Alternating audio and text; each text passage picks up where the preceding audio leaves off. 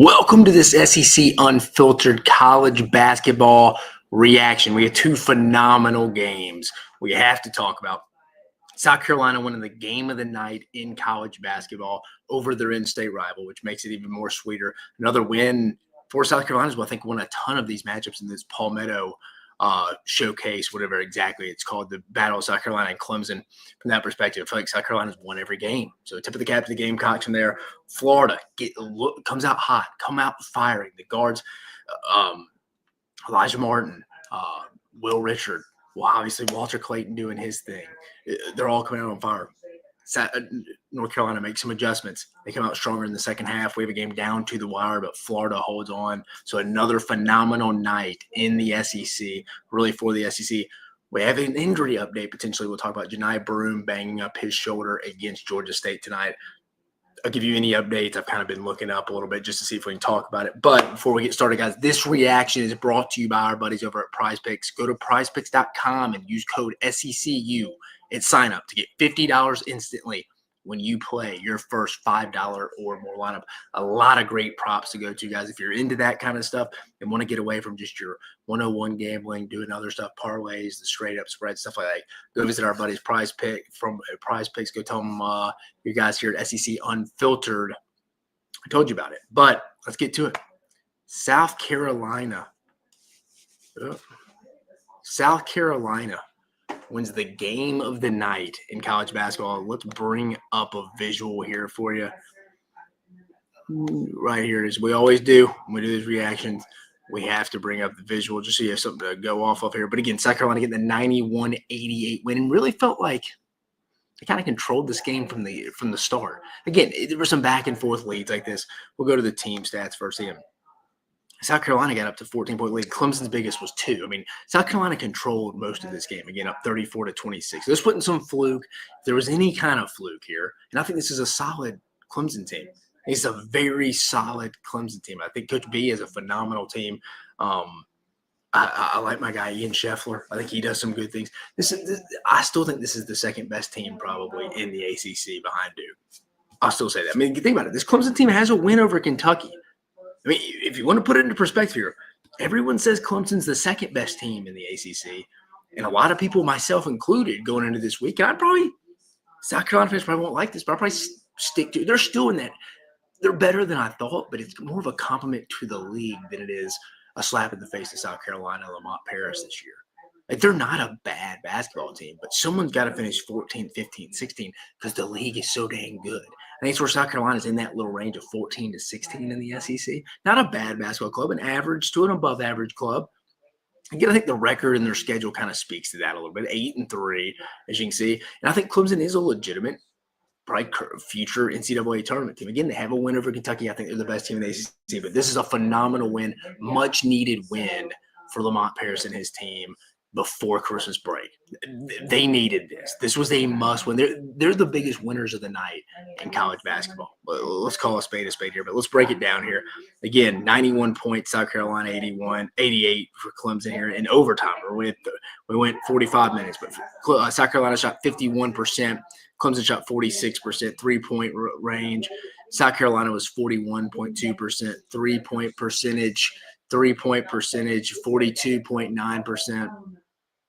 Free throw percentage, 70% for South Carolina. Free throw percentage, 90% for Clemson.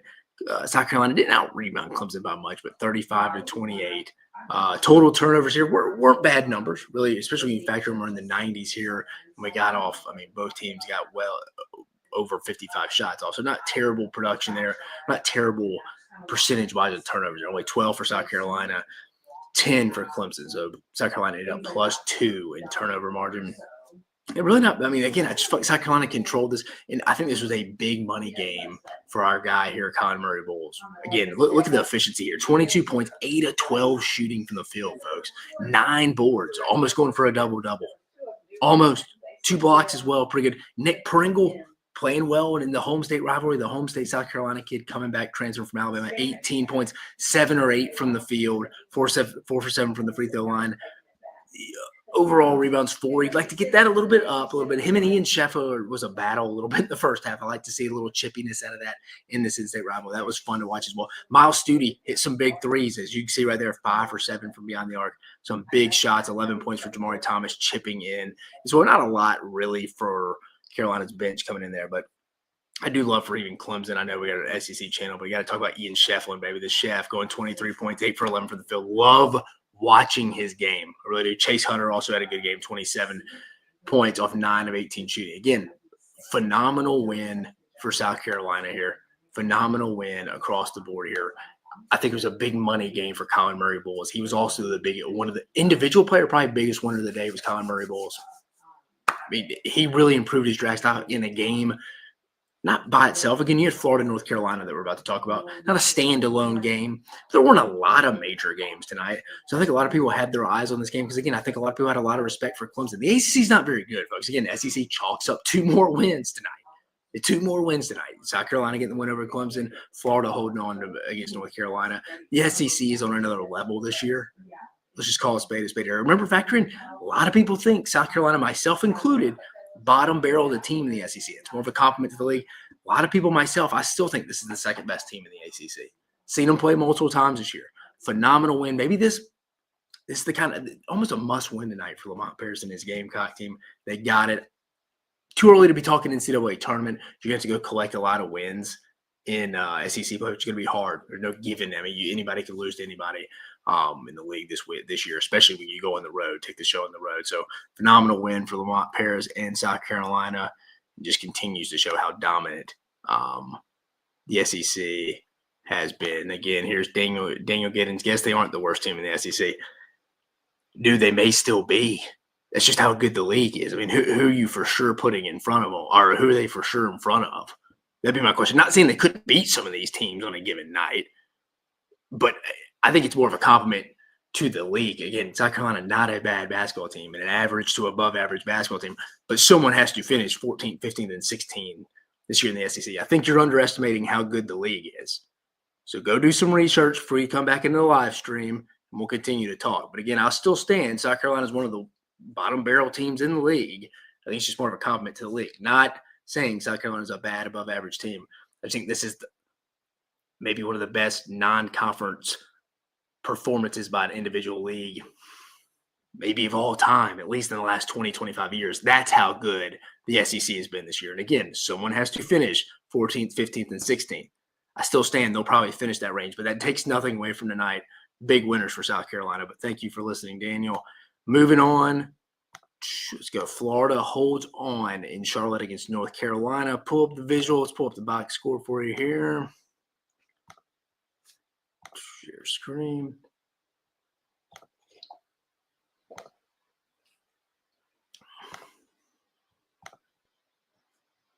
Here we go. All right, a 90-84 win here for Todd Golden's bunch. Still undefeated. And I'll say this. I bet if you really asked Todd Golden, he was again, he probably would have loved a blowout because that's what it looked like initially. They were getting after North Carolina all quick and early. Again, the 3 guards just doing their thing. The 3 Florida guards across the board just doing their thing initially. Again, like I was mentioning, Elijah Martin, Will Richard, and Walter Clayton coming out there and just initially taking over. Couldn't miss. Overall, you thought they were about to run away. And it was like, man, this will be what, the 3rd SEC team to run them out of the building, essentially. Auburn and Alabama. Thought it was looking like that as well. I mean, Florida took in a 46-34 12-point lead at half, and it felt like they just dominated the half, but still North Carolina was hanging around, just hanging around. They come out, I tweeted about it, said the first 4 minutes of the second half is going to set the tone, whether it's going to be a close game or Florida just pulls away kind of probably in the last 12 minutes of the game. Well, maybe even 16 minutes of the game. Well, give Hubert Davis and them credit. They came out, they adjusted well. I mean, the whole offense for North Carolina runs through R.J. Davis. Let's call a spade from that perspective. So let's break it down here. North Carolina got 45%, 46%. Again, this is an offensive slugfest here, but defense optional between these two teams at times. 3-point range, North Carolina still struggling. It just can go ice cold from beyond the arc. When you go back and even watch the Alabama game about a week and a half, 2 weeks ago in the SEC ACC Challenge. Florida, a solid 34% from the field. Rebounds, Florida out-rebounded North Carolina pretty significantly by 10, 46-36. Total turnovers here. This is where North Carolina stayed in the game. Florida had 17 turnovers, and North Carolina had 24 points off those 17 turnovers. That's why the game was so close. If we want to call a spade there, circle those two stats right there. 17 turnovers, 24 points off those 17 turnovers, where Carolina only gave up 10 turnovers and Florida only scored on 9 points. So that was the obvious definition there of why this game was so close. Again, Florida had a 17-point lead at one point. North Carolina's highest lead was 4 kind of later in the game. But Florida's better. Florida's the better basketball team than North Carolina. So it just those turnovers, again, sometimes the pace of these teams like Florida and Alabama, when they get these big leads, when I say big leads, like 14 to 18-point leads here where you're not out of the woods there and you're going to run and hide and taking a win and you're getting the walk-ons in the last 4 minutes. Not that kind of win, or you're not to that point yet, but you're on the verge of putting your foot on their throat and it being over. Well, Florida's turnovers allowed North Carolina to stay in it because Florida likes to play up tempo a lot. Alabama falls into that trap at times too. But Florida gets the 90-84 win. Go to the box score here real fast.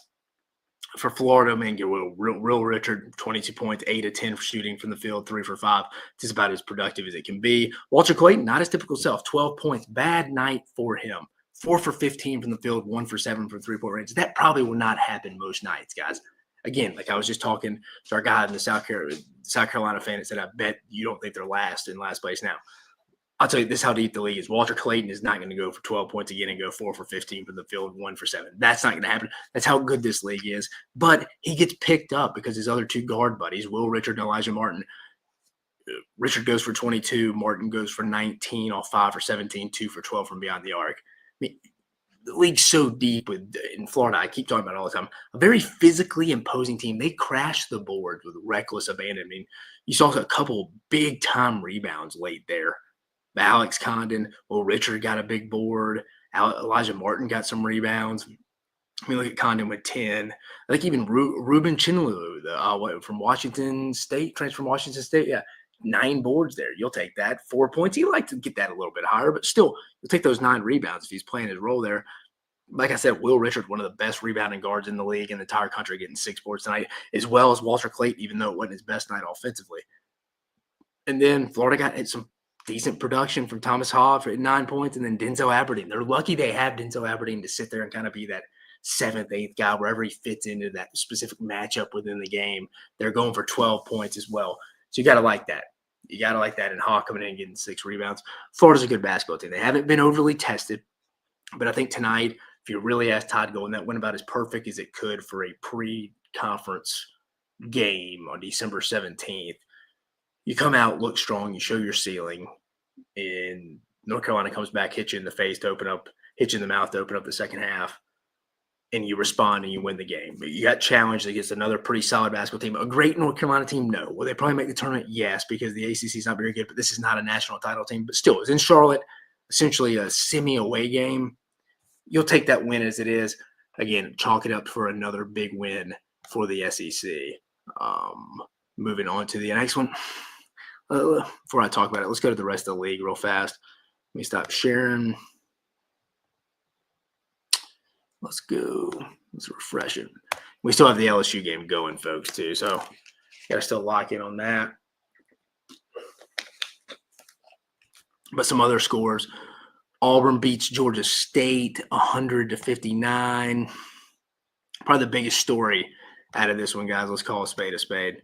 The Johni Broome injury in the first half. Again, nothing taken away from Georgia State. I mean, the final of this game was 100-59. The spread was like 38, I think. And Auburn covered. They won by 61 points. It's amazing how many 35 or more straight wins Auburn has had. By far the best team in the country right now. I know Tennessee's at number 1, and they shouldn't drop from number 1. They did nothing last week to drop, but your eyeballs tell you Auburn's the best team in the country right now. Again, to the South Carolina listener, shows you how deep the league is. Let's go to the box score here, though, before we talk about Johni Broome. You see Broome barely played. He had Chad Baker-Mazara go for 19, Denver Jones 17, Denver Jones 5 for 7 from beyond the arc, above 40% three-point shooter for the year. That's key. This is one of how Bruce's better teams go. I mean, he plays very freelance. He trusts his guards. He lets them do a whole lot. When they have this free range here and they got the confidence that Denver Jones is playing, that's dangerous. You added Miles Kelly, who went 0 for 5 tonight, but he's also a guy you can usually trust. Chaney Johnson, I think, who's one of Auburn's more improved players, going for 26. Didn't expect this type of improvement. I'll admit where I was probably wrong. Not probably. I was wrong from that perspective. 26 points, 8 overall boards, though 12 for 14 from the field, just uber efficient from that perspective. But Auburn's just better than Georgia State. Let's call it spade a spade. They have Purdue in Birmingham on Saturday, so that'll kind of be one of the best basketball games of the day. But the bigger injury here, the bigger question, I should say, or bigger issue, Johni Broome injury. It looks like he left with his right shoulder. He's left-handed, so that's positive. You heard Jason Caldwell, one of the more respected Auburn beat writers out there, who's been on the show before. I think he said he had heard it sounded like it was a bruised, or kind of maybe a little like separated. And it just sounded like something. He came out holding it, ran it to the media locker room, and I saw the highlight. Came out in a hoodie, and then they came out in street clothes after half. And it seemed like Jason Caldwell's kind of like he was hinting. Again, I'm about to go fully check it, but it doesn't seem like it's going to be long term. Let's just put it that way. Again, maybe it sounds like a bruised shoulder on his right shoulder. So Johni Broome's left-handed. He shoots left-handed. So that's the positive if you're an Auburn fan. Well wishes to Johni. But yeah, right shoulder sounds like he bruised it. I don't think it's a long-term injury. I don't think it's season injury ending. So that's positive. Do they rest him up against Purdue Saturday? Now that's a fair question. If I'm Bruce Pearl, I probably do. I'll be honest with you. I mean, what do you got to lose? I mean, they really got one guy down there, the Trey Kaufman kid down there. But again, I think Dylan Cardwell could hold it. Cardwell could hold his own against him a little bit, mix in Chaney Johnson a little bit. Again, it's not a must-win for Auburn. I know Auburn has one loss already to Duke. They don't want their second, but it's not a must-win. You'd rather rehab him for a couple weeks, get him ready for conference play, at least in my opinion, from that perspective. Let's go to the banner. The rest of the league.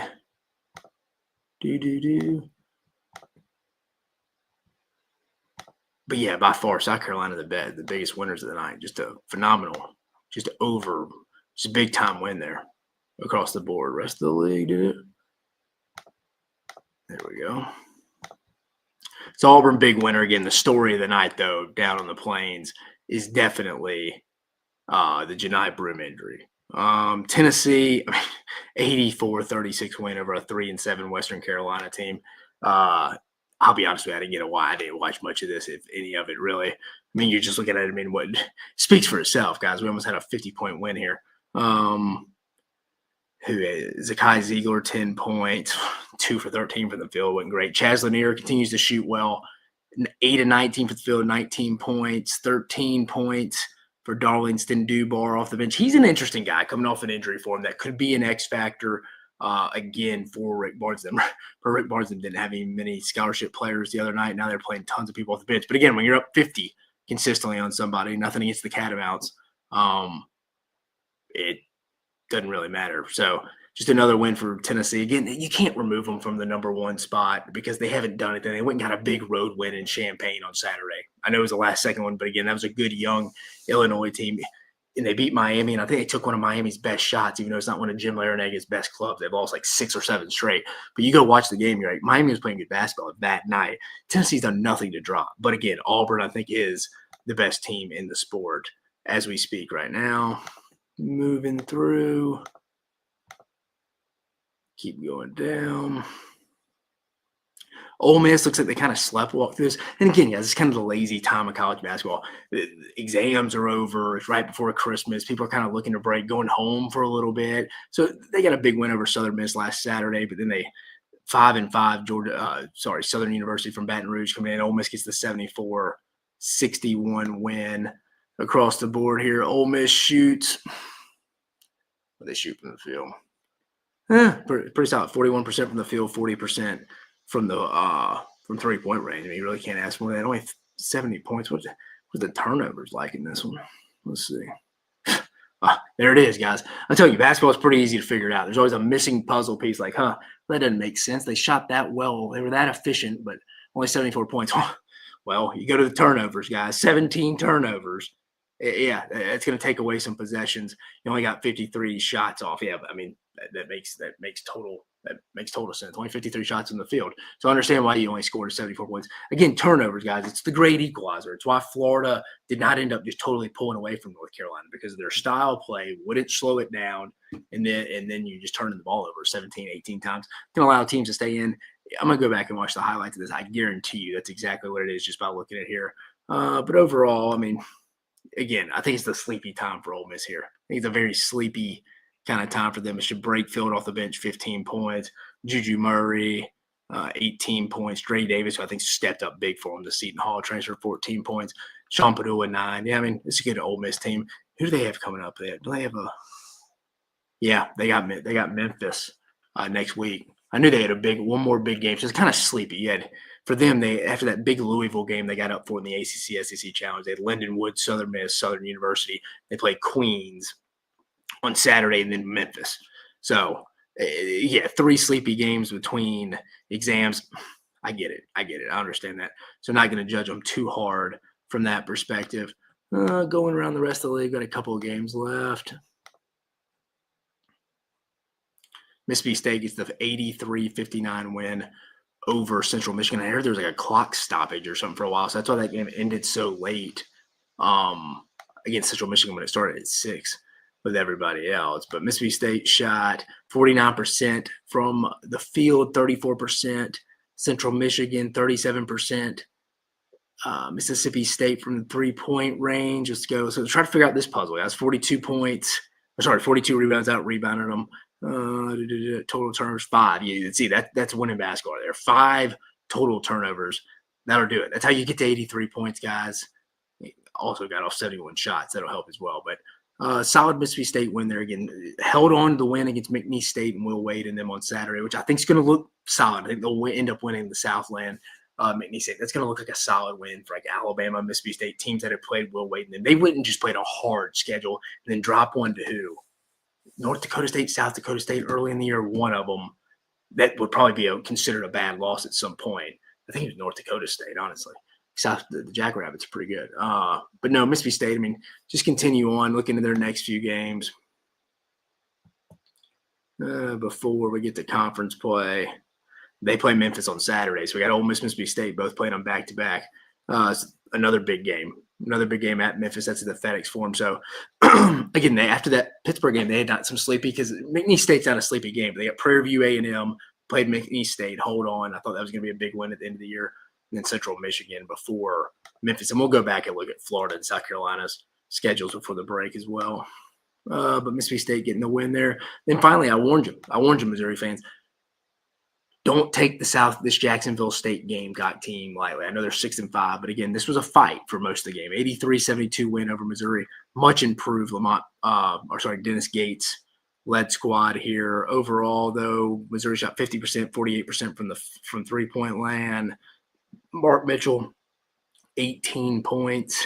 Anthony Robinson went for 11. Got 12 from Trent Pierce off the bench. And Jacob Cruz coming through. It's nice to see him. I figured 3-point sharpshooter, 6 for 9 from around the arc. 19 points. Nice. Productive. 83 points there. And it's not a bad Jacksonville State team. They'll compete in Conference USA, I promise. So pay attention there. I thought that game could be a little closer because, again, Missouri's had a sleepy game. They got Illinois coming up, I do believe. Yeah, because they had Long Island, Jacksonville State soaking in, everybody telling them how great they are after beating Kansas, which, again, improved Missouri team. Then they play Illinois coming up on Sunday. So that'll be a big one as well. Again, everybody's kind of sandwiched in. Everybody's got kind of one more big non-conference game. Missouri getting a solid window that I think could help them down the line. Potentially because the conference is a one-bid league. Don't be surprised if Jacksonville State maybe potentially wins that tournament. Let's go back to South Carolina and let me give you an update, too, on the LSU Stetson game. LSU is blowing them out right now.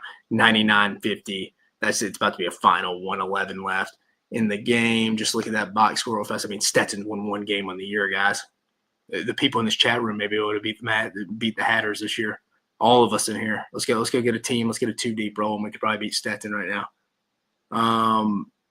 LSU, Corey Chest, 13 points. Cam Carter, thank God they got him from Kansas State now that Jalen Reed's out. 16 points. Then DJ Bailey, 14. I mean, everybody's scoring tonight. Victorious Miller, 16 points. It's just a total blowout. Stetson's a terrible basketball team. And then, like I mentioned, let's go to South Carolina. South Carolina's schedule before conference play. Gamecocks coming in. Yeah, I mean, they're 8-3 now. Only 3 losses. Xavier, Indiana, and North Florida. I mean, not bad losses at all. And they got a good win. This was a good win against, I think, an NCAA tournament Clemson team. They needed this when you really look at the schedule there. So they got Radford, Presbyterian. So really nobody. They should finish 2-0 before they had at Mississippi State, Alabama, and Auburn. And again, always break it up when you get into conference play in these 3-game 6-pod. You got these 6 pods of 3 games that you got to break it into that you try to go 2-1. I've done the math. I've done it for years. So if you go 2-1 in these 3 games down the stretch, there's 6 of them.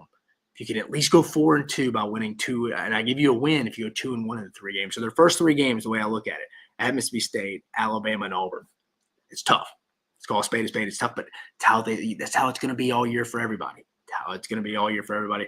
So South Carolina's going to have, the good news is, though, you're going to have some opportunities to pick up a lot of quad 1 wins. I think any road game with South Carolina winning tonight, any road game in this league 1 through 16 will be a quad 1 opportunity as we stand tonight on December 17th. That's unbelievable. A lot of opportunities to pick up. So South Carolina's back in it. That put them back in it tonight. So congrats to Lamont Paris, South Carolina fans. You're back in the NCAA tournament conversation. Will you make the tournament? It's another conversation. But I think winning tonight, because you're going to have so many quad 1 opportunities within conference play in these 18 games, there's opportunities to be had. So it's the opportunity at hand. Should be fired up about it. Moving to the Florida Gators. Let's go to Florida schedule again. They are 11-0, could be rolling in undefeated in the conference play. They got North Florida, who we just talked about. So that's one South Carolina probably regrets, the only not great loss. And then they get Stetson, who is about to drop to 1-10 after the beat down for Florida. And then their first 3 of the 6 pods I mentioned, at Kentucky, host Tennessee, and at Arkansas. It's a little bit easier than what South Carolina had to deal with at Mississippi State, Alabama, and Auburn. So that's kind of how it opens up there in SEC play across the board, folks.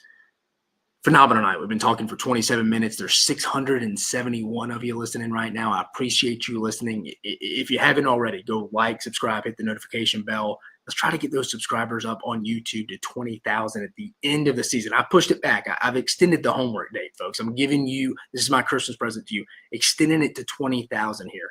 Let's before January 19th, the national championship game. If we can get to 20,000 there, we will be fine. We'll be fine again. The best SEC content coming around at you for football, basketball, and baseball just around the corner in February as well. But we're in the thick of the things. Obviously, college football playoffs coming up. First SEC bowl game coming up. Kicking it off with Florida on Friday. Bowl season's right here. 3 teams in the college football playoffs: Georgia, Tennessee, Texas. Midst the college basketball season, the best SEC basketball season probably of all time. Let's call it spade. I think it's to legitimately get 12 teams in the NCAA tournament. 12 teams. Almost damn near 75% of the league getting in, folks. It's unbelievable numbers. Continue to fall here. I'm your head basketball analyst, shooting you straight. But, hey, big winners of the night. South Carolina, must win, had to have it. They got it. Massive win over in-state rival Clemson. South Carolina's back in the thick of the things because they'll have multiple opportunities with quad 1 wins in this league. Still got a scratch and claw every night, though. Still got a scratch and claw every night in this league. And then Florida hanging on. I think if you really asked Todd Golden, he was fired up. They started off hot, had to fight back, got hit in the mouth, bounced back, responded essentially in a semi-away game in Charlotte, getting a big win over. It's not a great North Carolina team, but a good North Carolina team, just like Alabama and Auburn did. But for Dave Shumate, you have a phenomenal evening, guys, and I appreciate you listening.